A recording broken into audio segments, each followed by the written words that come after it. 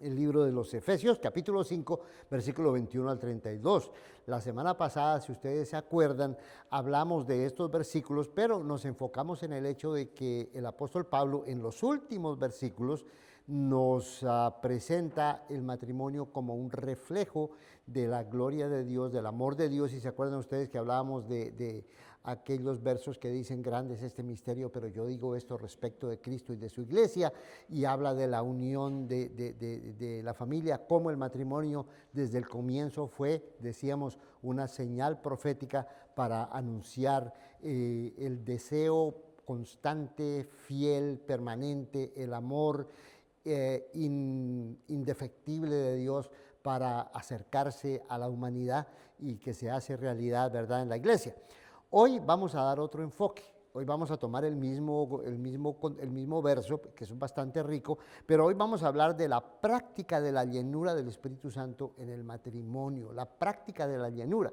Acuérdense ustedes que decíamos que el versículo 21 de este capítulo 5 del libro de los Efesios dice que sométanse los unos a los otros en el temor del Señor, sométanse los unos a los otros.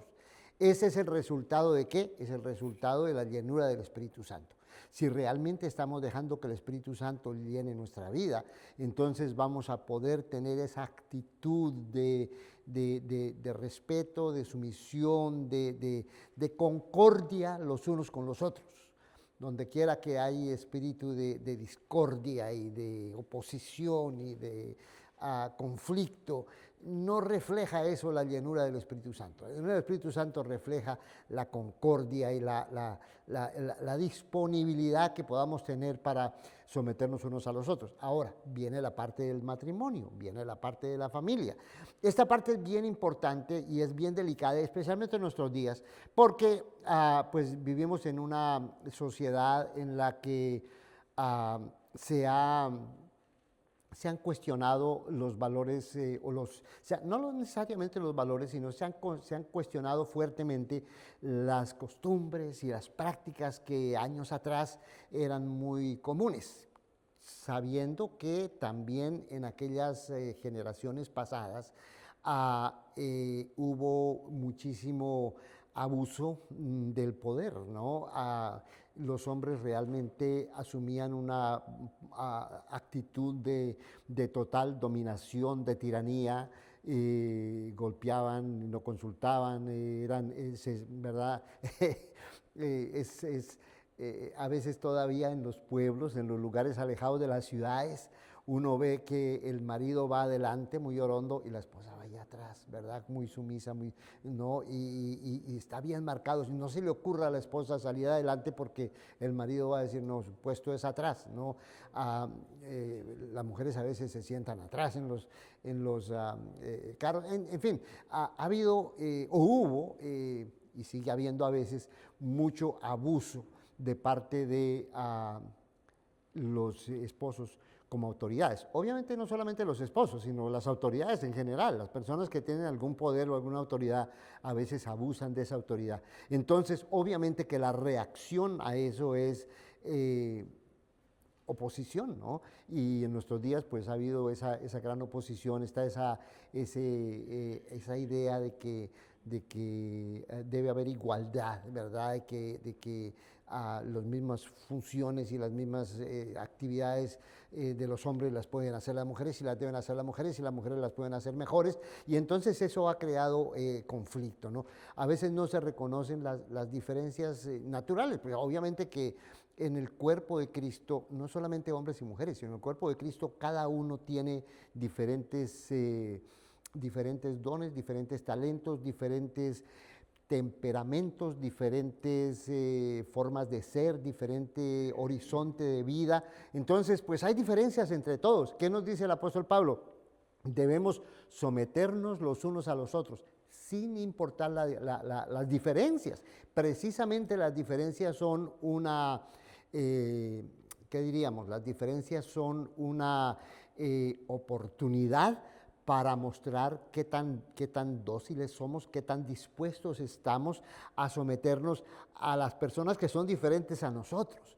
Someternos a personas que son iguales a nosotros, pues no debería ser un problema porque estamos pensando en la misma línea, estamos reaccionando igual, somos todos iguales, pero no somos iguales. En la iglesia somos todos diferentes. Entonces ahí está el reto, nos sometámonos unos con los otros, entendiendo que hay diferentes dones, diferentes talentos, diferentes temperamentos, diferentes formas de vida, etc. Entonces ese es el reto.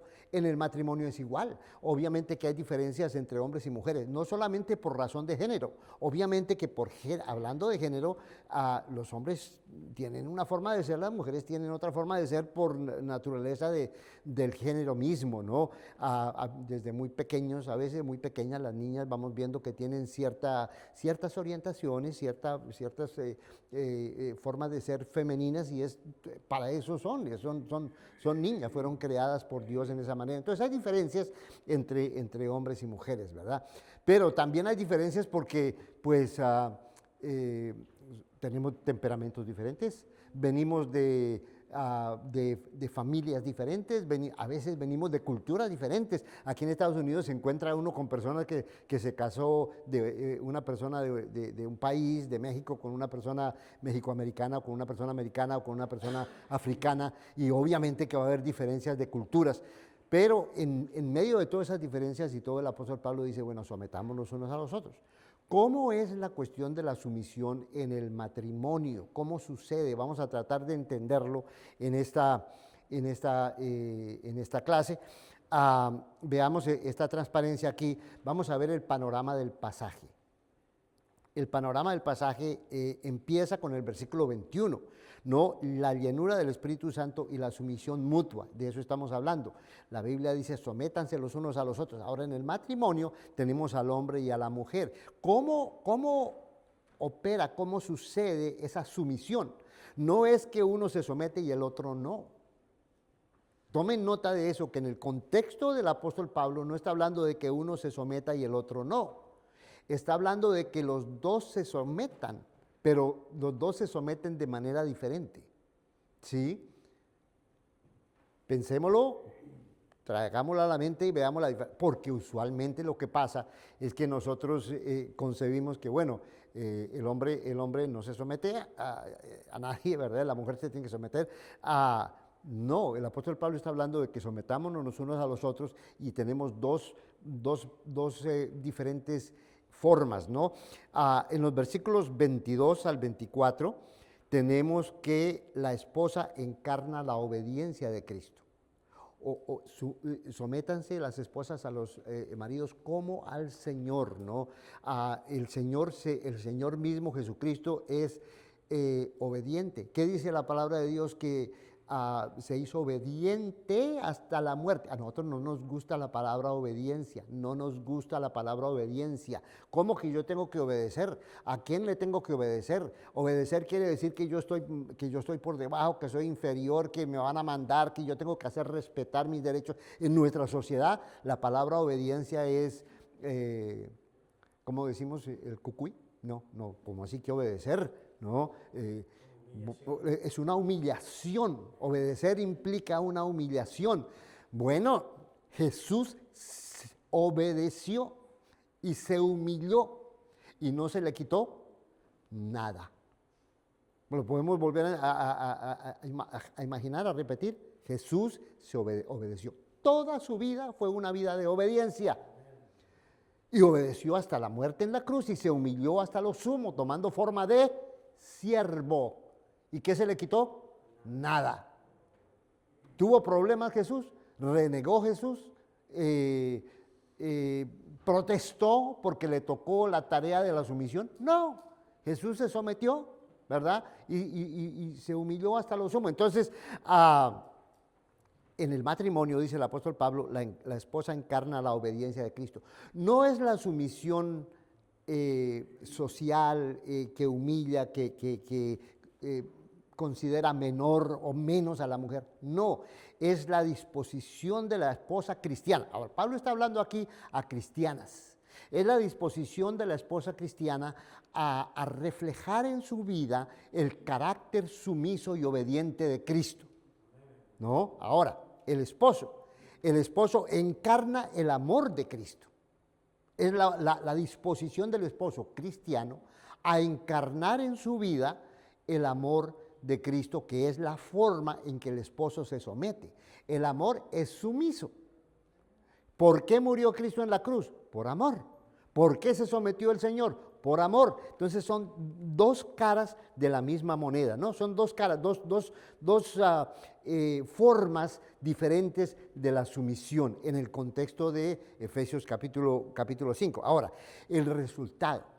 ¿Qué pasa cuando hacemos lo que debemos hacer? ¿Qué pasa cuando encarnamos a Cristo, bien sea en la obediencia, bien sea en el amor? ¿Qué pasa cuando encarnamos a Cristo en el seno del hogar de esa manera? Bueno, el resultado es que la iglesia cumple el propósito que Dios tenía de presentársela a sí mismo como una ofrenda perfecta para Dios, versículos 26 al 27, ¿no? Entonces, tengamos presente este cuadro para que podamos seguir entendiendo lo que significa este pasaje, ¿no? Bueno,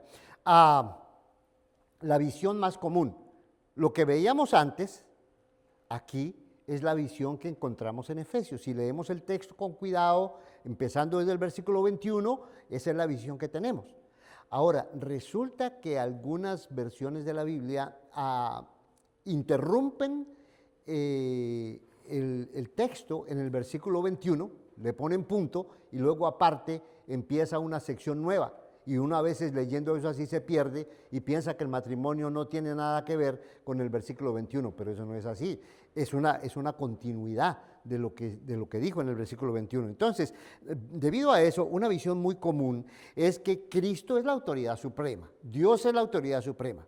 El esposo es un subalterno de Cristo. La palabra subalterno ya nos dice, bueno, el esposo está por debajo de Cristo. Y la esposa es una subalterna del esposo. Esa es la visión común. Mucha gente tiene esa visión del matrimonio, ¿verdad? En ese contexto surge la pregunta, ¿quién manda? Lo que se vuelve importante en ese contexto es quién manda. Bueno, en el ambiente cristiano, quién manda es totalmente secundario. Aquí no se trata de quién manda o quién no manda. Aquí se trata de cómo encarnamos en nuestra vida a Jesucristo. Bien sea como siervo fiel y obediente, bien sea como persona que se sacrifica y muere en la cruz por amor, por nosotros, como quiera que tú lo veas. Aquí se trata no de quién manda. Jesús no preguntó, bueno, ¿quién manda aquí? No, Jesús preguntó qué es lo que el amor pide, ¿no? Ahora, la otra pregunta es, ¿quién es más importante? Es lo que decía el hermano Ángel, ¿no? Si hablamos de sumisión y de obediencia en nuestra mentalidad humana, en nuestra mentalidad ¿cómo diríamos? Carnal, ¿no? Si hablamos de sumisión y de quién manda, pues entonces hablamos de quién es superior y quién es inferior.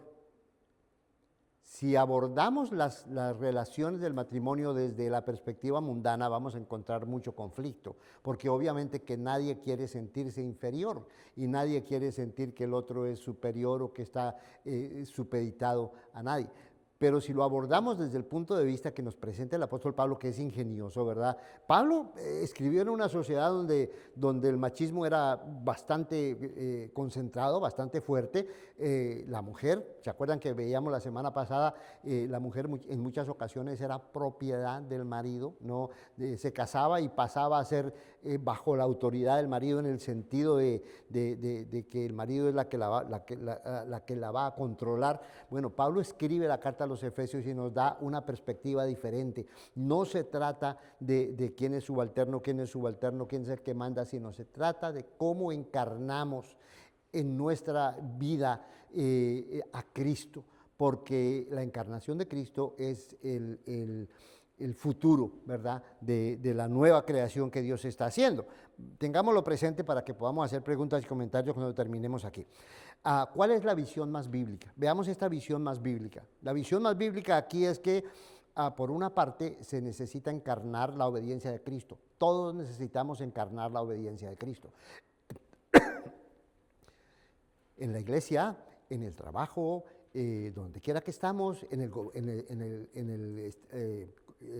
contrato civil, ¿verdad? Donde vivimos, en las naciones donde vivimos, necesitamos poder encarnar la obediencia de Cristo. Pero necesitamos, por otro lado, también encarnar el amor de Cristo. Encarnamos la obediencia de Cristo, encarnamos el amor de Cristo, Cristo en el centro, ¿sí? Y de esa manera nosotros construimos una vida nueva.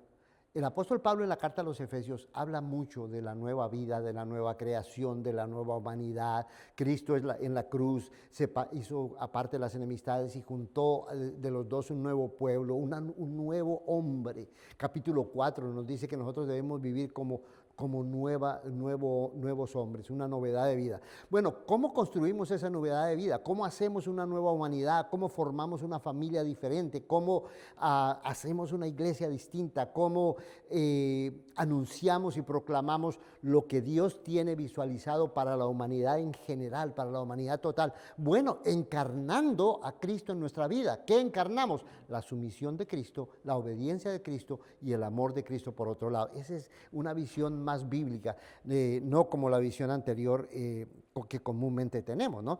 Ahora, vamos a leerlo, vamos a Efesios, al versículo 22 al 24, leámoslo. Dice: las mujeres estén sometidas a sus propios maridos como al Señor. Tan pronto aparece la palabra sometido, se despiertan todos estos sentimientos de que, ¿cómo así? ¿Quién me va a someter? ¿Yo por qué me tengo que someter? Porque estamos pensando desde el mundo. No pensemos desde el mundo, tratemos de pensar desde la visión de Dios y la visión de Cristo. Es distinta la forma, ¿no? A las mujeres estén sometidas a sus propios maridos como al Señor, porque el marido es cabeza de la mujer, así como Cristo es cabeza de la iglesia, siendo Él mismo el Salvador del cuerpo. Pero así como la iglesia está sujeta a Cristo, también las mujeres deben estarlo a sus maridos en todo. No es simplemente una ley, un mandamiento aislado, sin contexto, sino que forma parte de todo el contexto que estamos viendo en la carta a los Efesios. Entonces aquí hay un par de cosas importantes. Dice la esposa: sométase al marido como al Señor. Básicamente, lo que el apóstol Pablo está diciendo aquí es: puesto que respetamos y amamos a Cristo, abandonemos nuestro deseo de independencia y seamos obedientes, así como Cristo se sometió por nosotros confiando en Dios. Ese es el espíritu de Cristo, ¿no? El espíritu humano es la independencia. Nosotros queremos control y queremos independencia. ¿Cuál fue el origen de la caída humana? ¿Qué fue lo que Adán y Eva hicieron? Pues quisieron ser ellos mismos independientes, cada quien por su lado, descontando a Dios. No fuimos creados para vivir independientes. Si fuéramos creados para vivir independientemente, por más que aquí se dice mucho que no, ¿quién ser independiente? ¿Cuál independiente? Si tenemos que ir a la tienda a comprar el mercado para poder comer, si no hubiera tiendas, si no hubiera personas que trabajen y que cultiven la tierra y que muevan los productos y que los traigan a la tierra, no podríamos comer. Nosotros dependemos, nuestra vida depende completamente del entorno, dependemos los unos de los otros, dependemos del policía que ayuda a llevar a cuidar la ciudad. Es decir, fuimos creados precisamente para la dependencia. Adán y Eva fueron creados así. Mire, en el capítulo 2 de Génesis tenemos la historia de la creación del hombre y la mujer desde el punto de vista de esa dependencia, ¿no? Resulta que Dios creó al hombre y luego dice que el hombre pues lo puso a nombrar a todos los animales y le dio la tarea, y el hombre, ¿qué se sintió? Solo. Y se dio cuenta de que no podía. Necesitaba la compañera, necesitaba la ayuda idónea. El hombre no podía. Véalo como quiera, que yo sí puedo, que yo no necesito a nadie, que yo solo me bandeo, que yo para qué. No, el hombre no puede. Solo necesitamos de la compañera y necesitamos de los otros seres humanos, ¿no? Y sobre todo necesitamos de Dios. ¿Cómo así que yo no necesito a nadie? ¿Qué fue lo que Adán y Eva dijeron? No necesitamos ni siquiera a Dios, ¿no? La serpiente le dijo, no, es que Dios sabe que ustedes van a ser conocedores del bien y del mal. Y los hombres, el ser humano se creyó, ¿verdad? Y quisieron independizarse de Dios. Problema serio con el ser humano es que soñamos, nos ilusionamos con la idea de ser independientes, ¿no? Pero aquí el apóstol Pablo nos estaría diciendo ni de nada, ¿no? Es una ilusión, pero nos engaña y necesitamos tener el valor para abandonar ese deseo de independencia y para ser sumisos, para ser obedientes, para colaborar, para cooperar, para saber convivir los unos con los otros, cediendo y nuestros derechos y ayudándonos y apoyándonos unos a otros.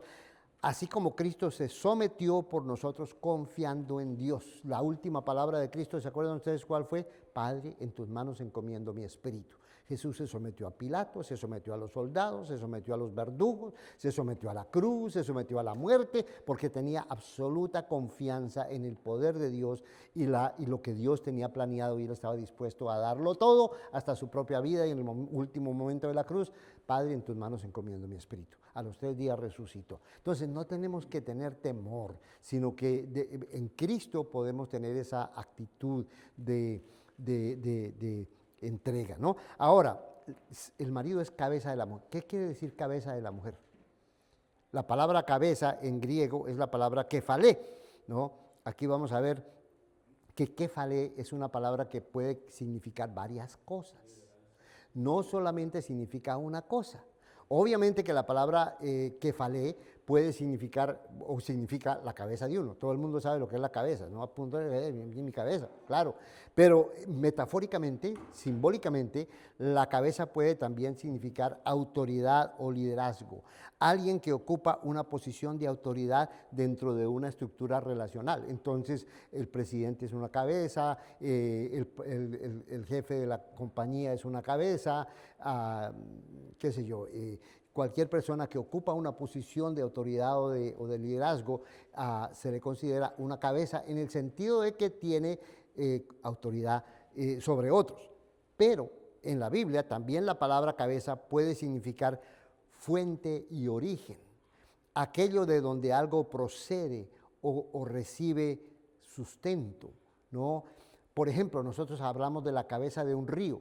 ¿Qué quiere decir la cabeza de un río? No es que alguien manda al río, no, es que el río comenzó en algún lugar, esa es la cabeza del río, donde comenzó el río, ¿no? Entonces, la palabra cabeza puede significar ese origen, o también puede significar lo que da sustento. Por ejemplo, en Colosenses capítulo 2, 19 dice que hay personas que se rebelan y adoran a los ángeles y no se sujetan a la cabeza que es Cristo, de donde viene el crecimiento. Efesios capítulo 4, 15 al 16, ya lo leímos, Efesios 4, 15 al 16 dice que todo el cuerpo recibe su crecimiento de la iglesia, de la cabeza, ¿no? Nosotros bien coordinados, bien unidos, recibimos de la cabeza el sustento. Entonces, la palabra cabeza también puede referirse a aquella persona de donde surge el origen o el sustento, ¿no? Finalmente, la palabra cabeza puede referirse al referente o al principio de relación ordenada. O sea, alguien que sirve de modelo, inspiración y orientación en el cuerpo de las relaciones, ¿no? El referente, ¿a quién miras tú? ¿Cuál es tu referente? ¿Cuál es el modelo? ¿Qué te sirve de modelo? ¿Qué te inspira a seguir adelante? ¿En cuál de estos sentidos el apóstol Pablo usó la palabra cabeza? Usualmente lo más fácil es decir, bueno, la cabeza en el sentido de autoridad. El marido es cabeza de la mujer como el presidente es cabeza del gobierno. No necesariamente. El apóstol Pablo está pensando en otros términos, ¿no? Aquí tenemos la relación de Dios, de Cristo, del hombre y de la mujer. Y tenemos dos esquemas. A la mano, que es la mano de ustedes, la mano izquierda, tenemos la relación jerárquica de mando. Es la más usual, la relación jerárquica de mando. Tú entras a una compañía y está el dueño de la compañía, está el gerente, está el manager y está el lead y todo lo que tú quieras. Hay una cadena de mando en una compañía. Entonces, usualmente vemos la idea de la cabeza en este sentido, ¿no? Dios está arriba y su autoridad la delega a Cristo y Cristo la delega al hombre y el hombre la delega a la mujer. O sea, hay una cadena de mando entre Dios, Cristo, el hombre y la cabeza. Es la concepción jerárquica de la relación familiar. Por el otro lado está la relación direccional y referencial. Cristo refleja a Dios. Cristo es el referente. Para el hombre, Cristo es el referente, ¿no? ¿A quién miro para inspirarme, para dirigirme, para orientarme? No quién me manda. Claro que Cristo manda, claro que Cristo tiene autoridad, claro que Cristo tiene poder, claro que la palabra de Cristo es la ley, pero no se trata solamente de que Cristo es la ley, es que Cristo es el ejemplo, ¿sí? Muchas veces Pablo dice, sean imitadores de mí como yo de Cristo. Cristo inspira, Cristo es el referente, no solamente es la autoridad, sino que es el referente, es el modelo, ¿no? Entonces, Cristo es el referente de lo que Dios es. El hombre mira a Cristo y la mujer debe mirar en Cristo a ese referente, ¿verdad? Entonces, en ese sentido podríamos entender lo que el apóstol Pablo está diciendo. Ahora, veamos la encarnación del amor de Cristo por otro lado, Efesios capítulo 25 y luego 28 al 30. Maridos, amen a sus mujeres, así como Cristo amó a la iglesia y se dio a él mismo por ella. Aquí tenemos la otra cara de la sumisión. Hay una cara de la sumisión que es la obediencia. El referente Cristo es obediente, es sumiso, es entregado hasta la muerte. Aquí tenemos el otro referente. El referente Cristo es amoroso, es sacrificial y está dispuesto a morir por nosotros, por la iglesia, ¿no? Entonces, maridos, amen a sus mujeres así como Cristo. Ahí está el concepto de referencia, ¿no? Como Cristo. Miren a Cristo. ¿Quieren saber cómo hacer eso? Miren a Cristo. Así también los maridos deben amar a sus mujeres como a sus propios cuerpos. Y aquí es importante porque aquí empieza a hablar del cuerpo, y el cuerpo, más adelante Pablo va a decir, el cuerpo de Cristo es la iglesia. El que ama a su mujer, a sí mismo se ama, porque nadie aborreció jamás a su propio cuerpo, sino que lo sustenta y lo cuida, así como también Cristo a la iglesia, porque somos miembros los unos de los otros. No solamente somos miembros los unos de los otros en una familia, porque se dejará el hombre a su padre y a su madre y se unirá a su mujer y los dos serán una sola carne. No solamente somos miembros en la familia, y es importante que mantengamos esta familia, somos miembros los unos a los otros, nos necesitamos los unos a los otros. Así como en el jardín del Edén, el hombre muy pronto se dio cuenta, y yo no la voy a hacer, yo necesito una compañera, ¿no? Así nosotros debemos reconocer constantemente en nuestra familia, somos miembros los unos de los otros, pero también como iglesia somos miembros los unos de los otros, ¿no?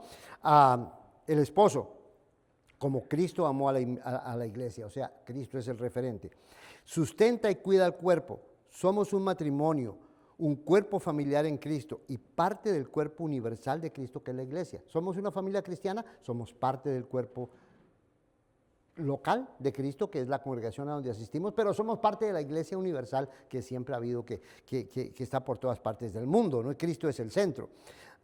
El propósito último, Cristo amó a la iglesia y se dio a sí mismo por ella para santificarla, habiéndola purificado por el lavamiento del agua con la palabra, a fin de presentársela, ¿a quién? A la iglesia.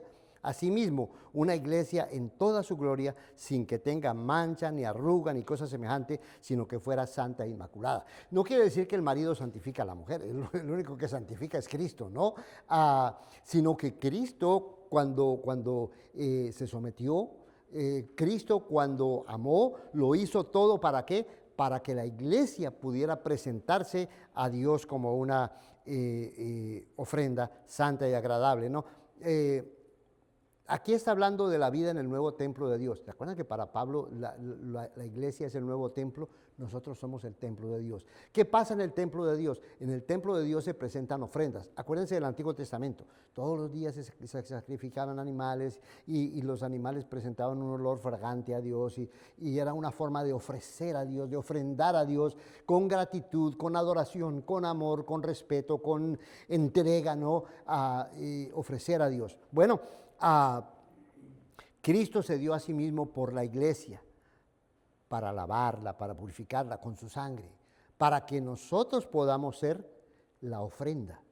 Nuestra vida es la ofrenda, para que seamos santificados. Para poderse ofrecer a Dios tiene que haber santificación. No vamos a ofrecer a Dios una cosa sucia o manchada. ¿Se acuerdan ustedes que en el Antiguo Testamento tenía que ofrecerse lo mejor y una cosa, un animalito sin mancha, sin nada? Bueno, Cristo nos hizo sin mancha, nos purificó. El apóstol Pablo en Filipenses 2:7 dice, aunque sea derramado en libación, mire cómo él se ve a sí mismo como una ofrenda para Dios, aunque sea derramado en libación sobre el sacrificio y servicio de vuestra fe. La fe y el servicio en la fe es una ofrenda para Dios. Me gozo y me regocijo con todos vosotros. O sea, el apóstol Pablo piensa constantemente, nuestra vida es una vida que se ofrece a Dios. La adoración espiritual que nosotros ofrecemos es que ofrecer nuestros cuerpos en sacrificio santo y puro delante de Dios, ¿no? Ofrecemos nuestra vida. Bueno, ese es el objetivo. En el seno del matrimonio, lo que ofrecemos, bien sea desde el amor, bien sea desde la obediencia, es una ofrenda a Dios en ese templo nuevo, ¿verdad? Bien, este misterio es grande, dijo Cristo, pero yo digo esto respecto de Cristo y de la iglesia. Ojalá que nuestra vida y nuestros matrimonios reflejen el propósito eterno de Dios, no el capricho mío, no lo que el mundo refleja. ¿Cuántas veces el matrimonio refleja los conflictos y los problemas que hay en el mundo que ya hemos debido dejar atrás? No vivimos en el mundo, ahora pertenecemos a otro mundo, pertenecemos a otra creación, tenemos una vida nueva.